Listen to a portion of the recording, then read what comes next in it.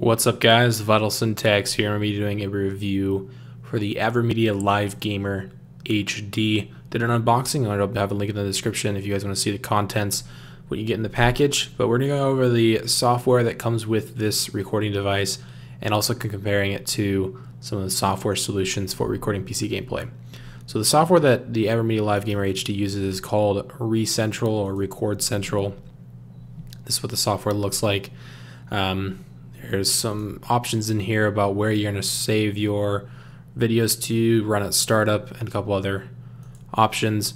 And then you have four different tabs here. You've got your bulletin, which shows you the newest updates for the card and different information about Avermedia. You've got the capture, you've got stream and video folder, which is just going to open up your video recording folder. So we're going to go to capture first, and I'll also show you stream in a bit. Now, when you hover over these three different options, you basically have a couple different options for recording: amateur, newbie, and pro. So I would suggest clicking on pro, and it'll allow you to set up your codec and other things along those lines. So you have a couple different options for how you're going to record. You can record current PC, which is what I would suggest doing. There's no real reason in having a separate PC to record to, because with a capture card like this that does all the compressing on the hardware to the card itself, you don't really have that much of a frame rate hit. So, but if you want to, you can do it other PC or game console. Now you can capture two different sources, DVI or HDMI. If you do DVI, you have to have a conversion because there is no DVI input on the device, so you're just going to have to use one of the adapters that they include with the capture card. If you have, for example, a DVI monitor, you can send a DVI signal from your graphics card, convert that into HDMI, and then send an HDMI cable, and then convert that to DVI once again to plug into your monitor. So you can do all that conversion if you want to, although I would recommend if you're going to use the card, try and just do everything with HDMI. It'll be a little bit easier. And you'll see with HDMI you can also record HDMI audio, because HDMI does support audio playback. So for example, if you're going to be playing games on your PC, you want to make sure you have your audio device set up as well, because if you're going to be recording your gameplay, you also need to record your gameplay audio. So you have to go to your playback device and find the Avermedia and use that as your default. Now, if you're using a headset like I am, I'm using an Astro A40 headset, you're going to have to do some tweaking to get this to work. And what I would suggest doing is using a program called Virtual Audio Cable. And I actually have it installed on my computer here. And you'll have, once you get it installed, you'll have these things called Virtual Audio Cable Repeaters. I'm just going to go ahead and launch one of those. And it allows you to select a audio input and an audio output, and essentially kind of do a virtual audio cable, exactly how it's called.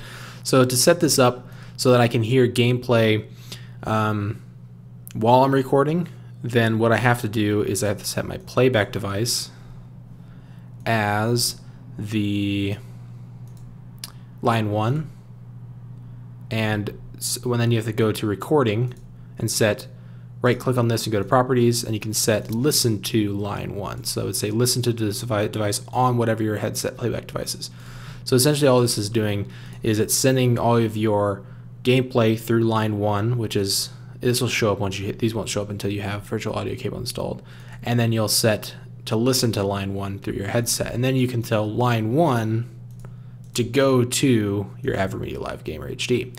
Now you also have a buffer over here. You want to make sure you set this to 50 milliseconds, so there's not a whole lot of delay between and you just click start, and now it's transmitting that. So essentially you'll be able to hear the gameplay through your headset, and it'll be able to record. So that's just kind of a tip if you are wondering how to set that up. Now you can also do a secondary audio device to record external audio, and you can save it as a separate MP3 file. So I could record my microphone from my Blue Yeti or from my Astro A40 headset, and I could say start with video capture. That way I can record live commentary while I'm playing games. There's not a whole lot of options beyond just your gameplay audio and your microphone audio, whereas in DxTory, which is mostly what I'm going to be comparing this program to, because DxTory is, in my opinion, the best software recording solution. You can have up to like 9 or 10 audio sources, so I can record gameplay on one track, I can record TeamSpeak on one track, and I can record my microphone on one track. That way, in post-processing, editing in Premiere or Sony Vegas or whatever, I can control the volume of each track individually, just in case maybe my microphone is too loud, or the game was too loud, or if I'm playing with friends, but I don't want their audio to be in my recording because it just kind of be disrupting, then I can take TeamSpeak sound out. So that's a really nice feature of DxStory. Now let's move on to the audio formats. So for video format, you have two options, TS or MP4. I'd suggest doing MP4. For resolution, just leave that at NA. Bitrate. Now I don't have the latest software. You can download a beta software, but for some reason it's crashing on my system. So the beta software will allow you to go up to 60,000 kilobits per second, but I'm limited to 20,000 kilobits per second just for now. I could probably figure out how to get it to work, but it wasn't that big of a deal. And then for audio bitrate, I'd suggest doing 192, as that's what YouTube supports. Frame rate 30. You can do 60 FPS if you have the resolution set to 720p. You can't do 60 FPS at 1080p though. So when you're done, you can have profiles and you click save and press ready. And now once I ever hit my they actually give you like a physical big red button you can hit to start recording, or a hotkey that you have set. It'll start recording your gameplay. So what I want to talk about now that I've shown you kind of the software side of things, is give you guys the pros and cons of this device, and also compare it to DxStory, which is once again I think the best software solution out there. So let's give you some of the pros of this card. The first pro is that there's literally no frame rate drop, maybe like 1 to 5 frames per second, if anything. And that's really useful for games like DayZ or Red Orchestra 2, where they're fairly CPU intensive games. And if you're trying to do compression or anything like that with any other type of codec, because this card does compress your footage, so you have very small file sizes. If you try and do that with DxStory or any other software-based solution, you're going to lag like crazy. Now, if you're playing a GPU-intensive game like Crysis 3 or Battlefield 3, the difference might not be quite as much, but if you're playing on a CPU-intensive game, then you're going to have a fairly big benefit from using this card. Now, another huge benefit of this card is the live streaming service and the system, because live streaming on your own PC is very CPU-intensive. You have to encode it usually in the X.264 to upstream to like YouTube or Twitch or something like that. And in my experience, trying to live stream, with DxStory, although it will work, it just gives you a lot of frame rate lag and a lot of network lag and things like that. So it does have a built-in streaming option right here. Once again, you can do the Pro, and there's a bunch of options here. You can even log in with your Twitch account and do it directly from this program. You don't have to use XSplit at all, which I actually wouldn't recommend using my XSplit, because XSplit, you don't need it and you can live stream without it, and it's much faster that way. If you do live stream with Twitch and this program, then you're going to add some frame rate drops. So you're obviously going to have more options with using XSplit, like adding extra cameras or doing a bunch of different scenes and stuff like that. But for most people that just want to stream their audio and their gameplay, I probably recommend just using the Rec Central streaming solution. The biggest con, there's two kind of big, or I guess three kind of big disadvantages to this software. The first one is the amount of audio options. I wish they would add support for adding as many audio options as you want, like they do with DxStory. That way I can record my gameplay from one track. I can record my Mumble or TeamSpeak audio from one track and my microphone audio from one track.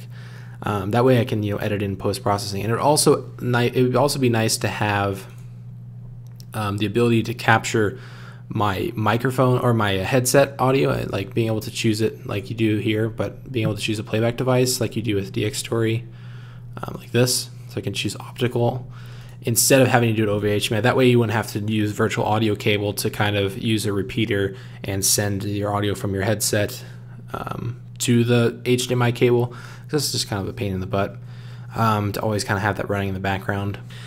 Now, the next big issue I have on top of the audio options is screen tearing, and this is by far the biggest issue. So essentially what screen tearing is when you have your refresh rate is lower than your frame rate. So let's say I was playing at 120 frames per second, but my refresh rate was only 60. That means that you'd have horizontal tears in the video. It almost looks like a rip, or a vertical or a horizontal line that you see in the image. And there's really no way around this, because the way that the capture card works is it sends the signal from your graphics card to the card. Instead of doing it like a software solution, which like DxStory does, it actually grabs the frames directly from your GPU's buffer. And what I mean by a buffer is that it's essentially where all of the frames are rendered by your graphics card before they're sent to your monitor, before they're even sent out of your computer. That way, DxTory can record at whatever frame rate I tell it to. You can see there's a frame rate setting right here, and it won't affect what I'm playing at. So I can be replaying at 120, 150 frames per second, and be recording at 30 frames per second, and it will be every single frame of my recording will be perfectly rendered. Whereas if you're doing it like Avermedia has set it up, where you have it not coming from the GPU buffer, where you actually have it send over a display signal, HDMI in this case, then you have to worry about screen tearing. And you're going to have screen tearing if you're playing at even 60 frames per second, which is what I think most PC gamers play at. Now I have a 120 hertz monitor. It's a BenQ XL2420T, and I can't play at less than 120 frames per second. Like, I mean, I can obviously, but I'll do absolutely horrible. Once you get kind of used to 120 frames per second on a 120 hertz panel, whenever you try and go back, it's like going from 60 to 30. There's just such a huge difference, and I would never go back to using a 60 hertz or 60 FPS signal, especially because I spent money to buy a 120 hertz monitor. So it's really unfortunate that there's no way. Actually, there is a way, but it's very complicated. I'm not going to explain in this video. And honestly, it doesn't really work as good as it should, because you have to use XSplit and DxTory in combination to actually get the frames from the GPU buffer. But the card does do the compression, but since you have 3 different recording programs running at the same time, it doesn't really operate very well.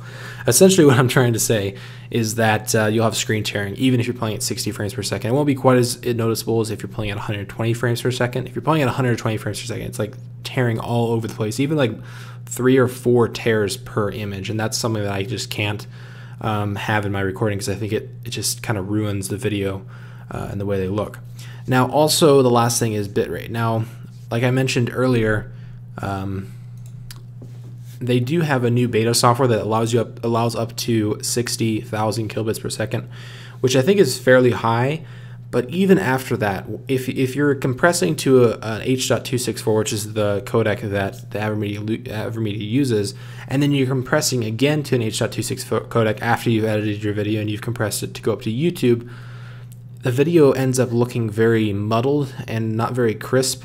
Oh, and look, it crashed. I don't know why it crashed, but let's try and relaunch it.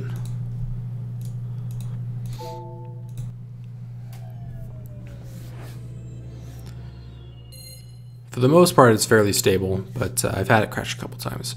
But I think it's a better option if you want the highest quality on YouTube, the highest quality videos. I think it's a better option to have your source material, which is the video that you're going to be editing, as high as possible. So I think DxTory is a better option for me, because I have a 500 gigabyte hard drive. I actually have about a terabyte of recording space, and I have plenty of space to use for DxTory, because DxTory does take up quite a bit of space in comparison to compressed video, which is what the Avermedia is going to create. So basically, to summarize, I kind of want to get this review over because I feel like I'm kind of stretching a little bit too long, is that if you're somebody that's going to be live streaming a lot, I think this is a really good option, because live streaming is such a pain in the ass and adds so much lag to your CPU. If you're playing a game like DayZ or something, the Avermedia Live Gamer will be an awesome streaming platform. And if you're playing a lot of CPU intensive games like Arma and DayZ, then it also might be a really awesome option. Now, if you're playing at 120 hertz especially, and you want the highest quality videos, then it's not a good capture card in those senses. And I think the biggest thing that Avermedia could do to make this card better in my eyes than DxTory is simply add a DxTory codec. And what I mean by that is, essentially, if you open up DxTory, you have a list of all the codecs that you're installing on your computer. If they added the option to use the hardware encoder on the card in DxTory, I would continue to use this card. As it sits right now, I'm going to end up returning the card. It costs about $180 if you were wondering. But if I could use the hardware encoder to compress the videos and have no frame rate hit, and have all of these expanded options that DxTory offers, with all these audio options, a bunch of advanced options, overlay options, and also a bunch of other just codec and video recording options, then this card would be worth it for me, because the only thing that sucks about DX Story is that if you're playing on a CPU intensive game, or just any game in general, you're going to have frame rate hit. I guess the CPU intensive ones, you're going to have more of a frame rate hit. So yeah, overall for me, it's not going to work out. I'm going to end up returning the card and going back to DX Story. So yeah, thanks for watching the video. Hopefully you guys enjoyed it. Hopefully you found it informative if you were somebody that was kind of looking at getting one of these cards. I'll see you guys in the next video. Bye.